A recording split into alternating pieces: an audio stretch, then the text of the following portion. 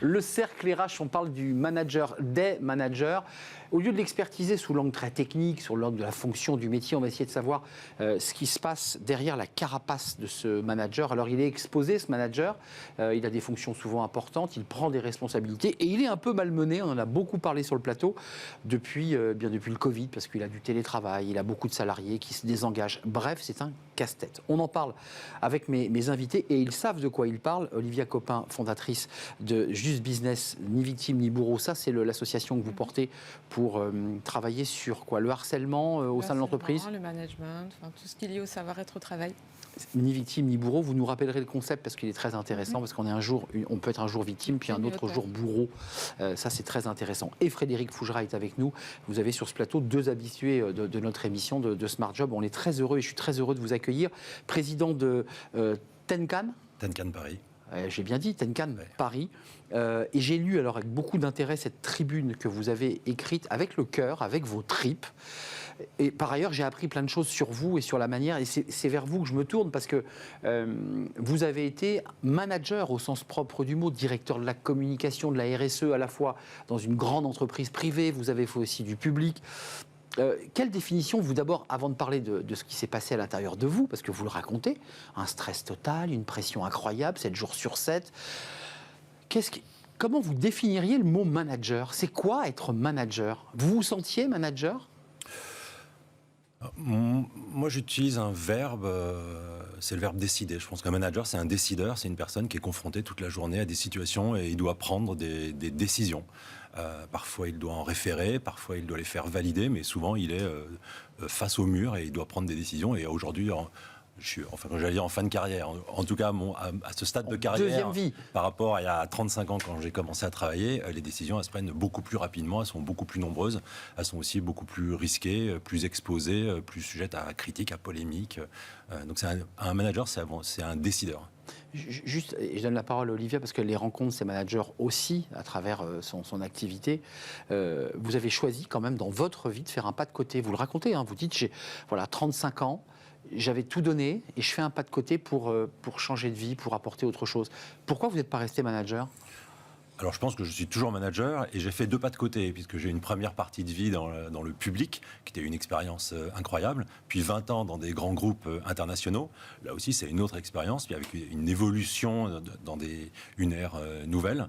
Et puis à un moment, il y a une forme de fatigue, d'épuisement, de lassitude, qui fait qu'on a envie de faire autre chose. Et là, je me suis lancé dans l'entrepreneuriat. Et l'écriture, vous racontez, hein ? Et l'écriture, mais j'avais déjà un peu commencé avant, mais bon, pour être davantage dans le partage, dans la transmission aussi, c'est le fait de l'âge, de l'expérience, une envie de plus donner aux autres plutôt que seulement donner à l'entreprise. Et plus de mots de cœur quand vous venez à la télé, parce que vous racontez aussi qu'il y avait cette espèce de nausée, là vous le dites, je sais pas, avec une expression à vous, mais c'était difficile, si difficile que ça de venir à la télé ? Mais quand vous représentez un groupe qui a plus de 100 000 collaborateurs dans le monde, qui est un groupe coté et que vous avez l'opportunité, comme je l'ai aujourd'hui, d'avoir une prise de parole publique, chacun de vos mots peuvent avoir une incidence, un impact terrible. Dans mon cas, oui, j'ai toujours été très mal avant d'entrer sur un plateau de télé.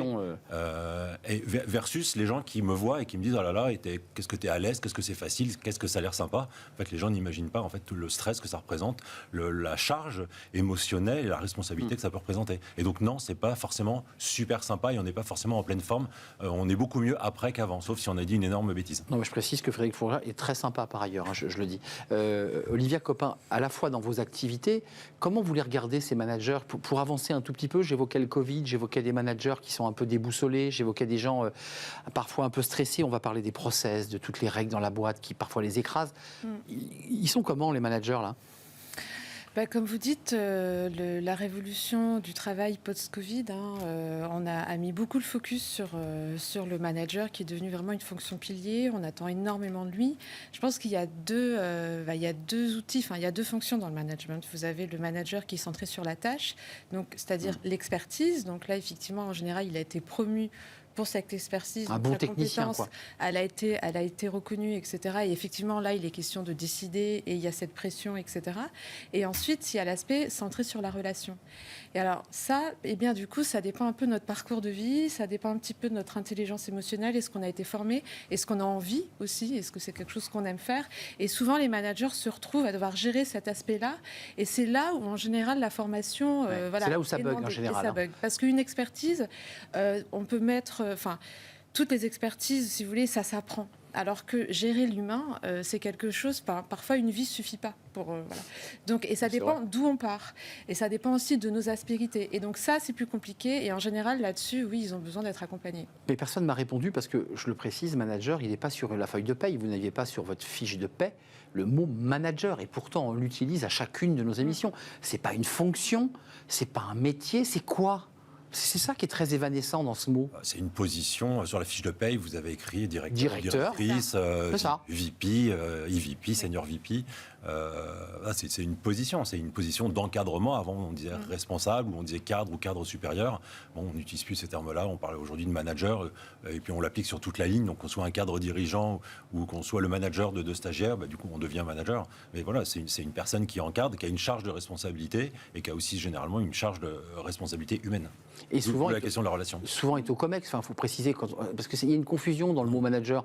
On peut être manager en pilotant 5-6 personnes et être un manager. Il y a des milliers de managers qui ne sont pas dans les COMEX.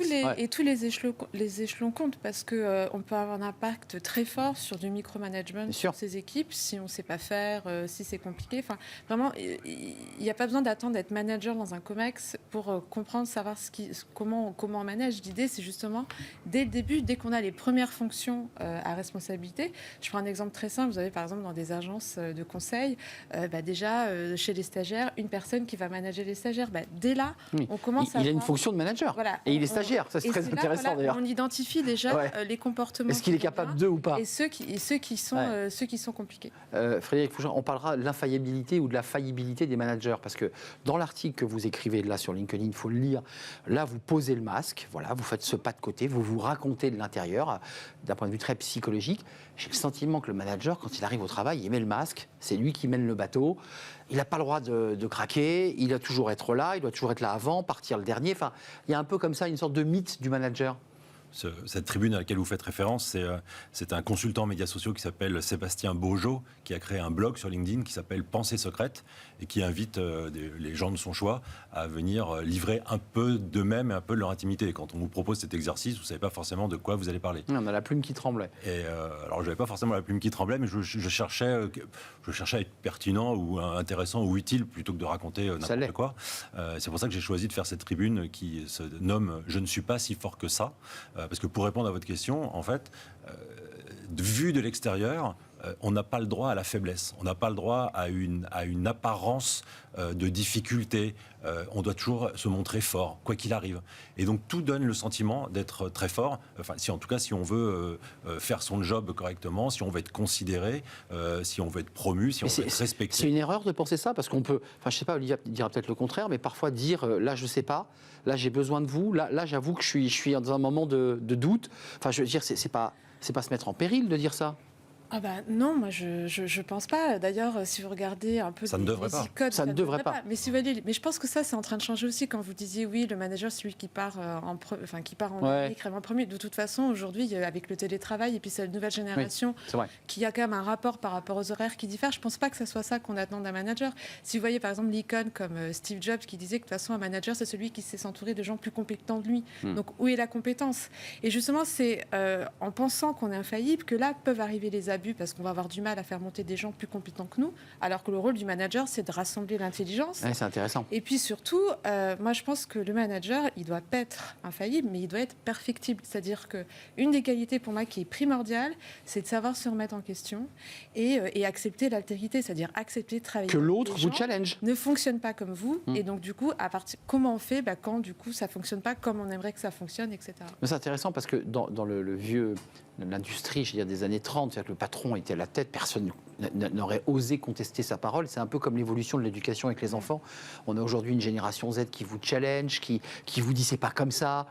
C'est compliqué ça quand on est manager et qu'on se dit là il me challenge et être aussi capable de dire Ok, j'ouvre un peu la porte. Il n'a pas tort dans ce qu'il me dit. Mais c'est pas du tout compliqué, mais comme le disait Olivia au début de notre échange, c'est une qualité que tout le monde n'a pas. Tout le monde n'a pas les qualités pour être un manager. Et le manager doit avoir cette capacité à embarquer avec lui des personnes. Mais comme le disait également Olivia, en tout cas moi ça a été ma pratique de toujours recruter sur chaque mission des gens qui étaient plus compétents que moi. Donc moi je sais quel est leur métier, ce qu'ils peuvent faire, mais ils sont plus compétents que moi techniquement, opérationnellement ou dans leur expérience, ce qui me permet d'avoir une équipe, une tribu très très forte. Donc c'est un entraîneur, là, vous me décrivez un rôle d'entraîneur. Je mets le meilleur buteur, je mets le meilleur gardien. Et si j'organise mon équipe comme ça et que c'est pour expliquer à chacun d'entre eux qu'ils ne savent pas faire et que je sais mieux faire, parce que en fait je suis incapable de déléguer et incapable d'accepter qu'on ne va pas faire comme moi, parce que déléguer c'est ça en fait, c'est donner une mission et de demander à quelqu'un de la réaliser. Et l'important c'est la façon dont elle va être réalisée à la fin. L'objectif, est-ce qu'on va atteindre l'objectif et non pas est-ce que la méthode va être la mienne. Sinon, autant que je le fasse moi-même, j'ai pas besoin de recruter des gens.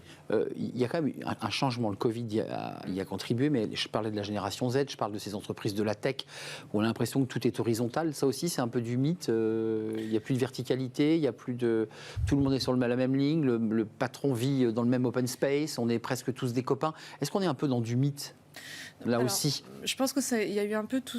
C'est comme un peu sur le télétravail, il y a eu cette espèce d'engouement et maintenant on sait qu'il faut quand même être un minimum présent. Donc non, je pense qu'il y a quand même une part de mythe. On a besoin de cadres, on a besoin de quelqu'un qui décide. Qui pilote. Exactement, comme vous le disiez, voilà, la décision c'est très important. Et je pense qu'il faut surtout rappeler aux jeunes générations qu'en fait le manager ça reste un salarié comme les autres. Enfin, souvent les compétences managériales qu'on a, on doit aussi rendre des comptes, on a aussi des managers. Enfin, voilà, c'est-à-dire qu'un peu humaniser cette fonction-là qui est une fonction qui est souvent... Avant de nous quitter, il y a l'enjeu technique que vous avez soulevé. Les managers, pour certains, montent parce que ce sont de très bons techniciens et que finalement on s'aperçoit, et le COMEX s'aperçoit qu'en fait, il n'est pas dans l'humain, il ne sait pas s'exprimer, il ne sait pas écouter. Est-ce qu'un bon manager, c'est pas d'abord quelqu'un qui sait écouter, qui sait prendre le temps d'avoir cet échange, qui est vraiment dans l'écoute bienveillante, j'allais dire, parce qu'on en parle beaucoup, ça, dans les articles. Certains montent aussi parce que ce sont de bons politiciens ou de bons tacticiens et ce ne sont pas nécessairement de bons managers. Mais oui, le bon manager, c'est avant tout une personne... la bienveillance et l'empathie, pour moi, l'empathie, c'est la première qualité d'un manager. La bienveillance, on en parle beaucoup, on la voit beaucoup moins souvent dans les équipes. Oui. Mais voilà, être à l'écoute, apprendre des autres, donner cette forme d'échange. Le manager, lui, la fonction de manager, c'est pas d'avoir raison. La fonction de manager, c'est d'avoir la responsabilité de décider. Je reviens à ce que je disais en entrée de jeu. Donc il n'y a pas forcément de position, de posture à avoir vis-à-vis des autres. Je ne suis pas le chef et donc j'ai raison, t'es mon subordonné donc tu as tort. Juste moi, j'ai la responsabilité de décider, donc à chacun de m'apporter l'ensemble des bonnes informations pour me permettre de décider. Et moi-même, en tant que coéquipier du patron, non mais en tant que moi-même coéquipier du patron, du président, des directrices générales, eh bien moi-même j'apporte ma partie d'expertise pour permettre à mon manager supérieur, mon N+1, de décider. Le fameux N+1. Voilà. C'est dur d'être manager là aujourd'hui quand même, parce qu'on a vu des managers avec beaucoup d'accompagnement sur les soft skills, on sent qu'ils sont un peu perdus. Qu'est-ce qui se passe pour conclure? Paradoxalement, je trouve que on commence à comprendre que c'est une fonction qui ne s'apprend pas à l'école, clairement, parce qu'on sort de l'école avec une expertise, mais on ne sait pas forcément manager. Il y a des écoles de management, mais mais ça reste quand même dans les grandes écoles de commerce, on n'a pas l'impression que... Parce que c'est aussi une expérience qui s'apprend sur le tas. Confronté. Et donc, je pense qu'il y a quand même cette prise de conscience. Les entreprises, en tout cas, accompagnent de plus en plus, proposent de plus en plus des formations. Quand il y a des difficultés, il peut y avoir des outils comme le coaching pour vraiment accompagner cette fonction-là, pour faire en sorte que les managers soient aussi bien dans leur peau et puissent performer. Parce que si l'humain n'est pas là, en général, les résultats, ils ne sont pas non plus. Un mot, j'invite vraiment ceux qui nous regardent à lire cet article, fruit d'un blog, parce que c'est intéressant, parce que je pense que chacun fait l'effort de vraiment dire des choses profondes et un peu intimes. Vous dites, ma véritable force aura peut-être été de réaliser avec le soutien de mes proches, de ma famille et de mes équipes que le pire doit s'éviter avant et non après qu'il ne se produise. Ben oui, parce que quand on voit le nombre de burn-out, quand on voit parfois aussi le nombre de suicides, de divorces, quand on voit tous les aléas horribles que l'activité professionnelle peut avoir sur la personne, sur la santé, sur la vie de couple, sur la vie familiale, bien sûr. Il est parfois préférable d'ouvrir les yeux et de prendre de bonnes décisions tant qu'il en est encore temps. Être centré. Merci à vous deux. Je serais bien resté encore un petit peu de temps avec vous parce que c'était passionnant. Merci à vous, Olivia Copin, fondatrice de Just Business, ni victime ni bourreau, association et donc de la pédagogie et de la formation sur le terrain, il faut le préciser. Et merci à vous, Frédéric Fougera, président de Tenkan Paris, avec des conférences, des livres et cet article à découvrir qui nous permettra de peut-être mieux découvrir Frédéric Fougera de l'intérieur. En tout cas, on termine notre émission avec Fenêtre sur l'emploi et on parle, des process. Ça, c'est très lourd pour les managers, les process, mais justement, on en parle.